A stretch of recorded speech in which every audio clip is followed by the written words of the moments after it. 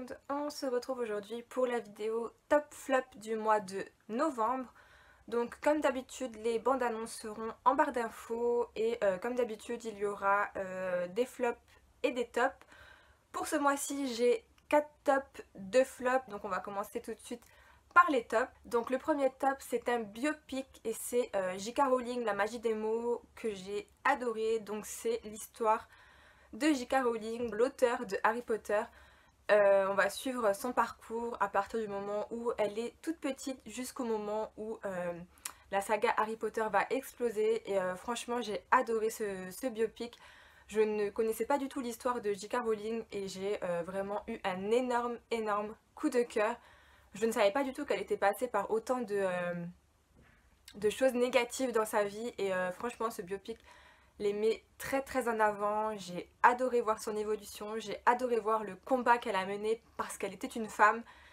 Et franchement je vous conseille ce film si vous êtes un amateur de la saga Harry Potter, vous allez vraiment en apprendre beaucoup dessus. Donc voilà. Le deuxième film que je vais vous parler c'est Red Dog. Donc Red Dog c'est l'histoire d'un chien qui va être trouvé en plein désert et qui va passer de maître en maître, voilà comme ça, qui n'aura pas de maître attitré jusqu'au jour où il va rencontrer un homme qui va le prendre sous son aile, qui va devenir son maître.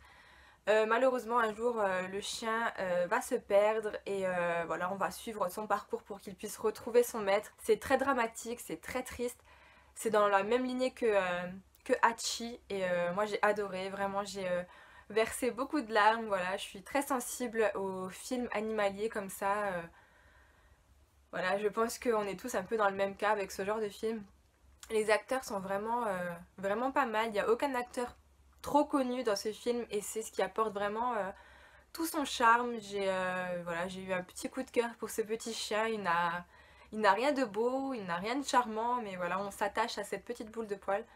Et le final est juste hyper triste, hyper émouvant. Le troisième film que je vais vous parler, c'est un petit retour en enfance. Donc il a cette note là parce que c'est simplement de la nostalgie. Je pense que si je l'avais connu ces temps-ci, il n'aurait pas eu cette note. Mais c'est le film Chérie, j'ai rétréci les gosses. Voilà, je pense que tout le monde connaît ce film. Wayne Szalinski, qui est un grand inventeur, va essayer de créer une machine pour rapetisser les gens. Malheureusement pour lui, sa machine ne fonctionne pas. Mais un jour, alors que les voisins jouent au baseball, la balle de baseball va venir taper cette machine et va venir rétrécir les deux enfants de Wayne et les deux voisins en toutes petites personnes, voilà, et ils vont se retrouver perdus dans le jardin. On va devoir suivre leurs péripéties. Et franchement, j'adore ce film, je le regardais tout le temps quand j'étais petite, je trouve qu'il n'a pas du tout vieilli.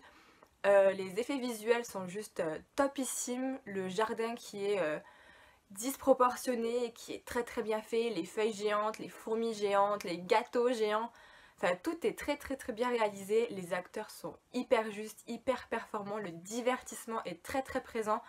Et voilà, c'est toujours une bonne dose d'humeur de voir ce film, je trouve qu'il n'a pas du tout vieilli. Je trouve même qu'il se bonifie avec le temps. Donc voilà, je pense que tout le monde connaît ce film, mais j'étais obligée de le mettre dans ce top. Ensuite, le dernier film de ce top, c'est Jane Doe Identity. Alors j'avais eu pas mal d'avis positifs sur ce film, mais je ne l'avais toujours pas vu. Donc c'est l'histoire d'une femme qui va être découverte ensevelie dans une cave. Elle est morte depuis déjà pas mal de temps. Et lorsqu'elle est ramenée à la morgue pour l'autopsie, la personne qui est censée s'occuper de son corps va avoir beaucoup de péripéties autour d'elle. Il y a une malédiction qui va se former, etc. autour de lui et son fils. Et on va suivre un peu l'histoire de ce cadavre. Et franchement, j'ai adoré. C'est à huis clos quasiment. Et on voit pas du tout le temps passer. L'horreur n'est pas très présente. Mais franchement, les scènes d'attaque, on va dire, elles sont vraiment très plausibles, très réalistes. Les réactions des deux protagonistes principales sont juste exceptionnelles. Moi j'ai vraiment adoré, il y a des scènes vraiment tristes. Je pense surtout à la scène du petit chat qui m'a marquée. Voilà, j'ai eu un petit peu de mal avec la fin par contre. Mais bon, franchement ça a été une très bonne surprise et je trouve que ce film est vraiment novateur. J'avais jamais vu ce style de film d'horreur auparavant. Donc vraiment juste pour ça il mérite sa place dans les tops de ce classement. On va passer maintenant au flop, donc j'ai deux flops à vous présenter. Je pense que ça va faire un peu polémique parce que l'un des deux a été très bien noté par les spectateurs. Il s'agit du film Seven Sisters, donc qui est sorti cette année en 2017, qui raconte l'histoire d'une vie future où les humains ne peuvent plus avoir qu'un seul enfant puisque la Terre est trop peuplée. Malheureusement, une famille va recevoir 7 enfants d'un coup, donc ils vont donner à chacun des 7 enfants, ces 7 filles, le nom de chaque jour de la semaine, donc lundi, mardi, mercredi, jeudi, vendredi, samedi et dimanche, et elles n'auront le droit de sortir qu'uniquement les jours où lundi n'aura le droit de sortir que lundi, mardi le mardi, etc. Jusqu'au jour où elles vont se faire avoir et on va suivre un peu ce qui va se passer ensuite. Honnêtement, j'attendais beaucoup de ce film. Je l'avais mis sur ma liste de films à voir depuis l'an dernier et j'ai eu l'occasion de le voir enfin et j'ai été vraiment déçue. Je m'attendais à tellement de choses grandioses que voilà, je suis restée sur ma faim au clap final. Il n'y a pas beaucoup de divertissement, je trouve. Le film est assez sombre. Les 7 demoiselles, enfin les 7 sœurs ne sont pas spécialement bonnes dans leur jeu d'actrice. Et puis voilà, je me suis un peu ennuyée. J'ai même avancé le film à certains moments. Donc voilà, pour ceux qui ont vu ce film, j'aimerais bien savoir votre ressenti. Parce que moi, j'ai vraiment pas aimé. Donc peut-être que je le regarderai une deuxième fois pour m'en faire un autre avis. Le deuxième film qui est dans ce flop, c'est également un film très récent. C'est 50 nuances plus sombres. Alors, je ne suis pas une grande fan de 50 nuances de Grey, mais j'avais aimé ce premier film, je l'avais trouvé divertissant, j'avais trouvé les deux acteurs plutôt cohérents l'un avec l'autre, mais celui-ci, j'ai eu beaucoup de mal. Déjà, c'est hyper linéaire, il se passe pas grand-chose en fait. Et puis j'ai eu beaucoup de mal avec Anna. Elle m'a gonflée dans ce film, vraiment j'avais envie de prendre sa tête, de la secouer, lui dire réveille-toi.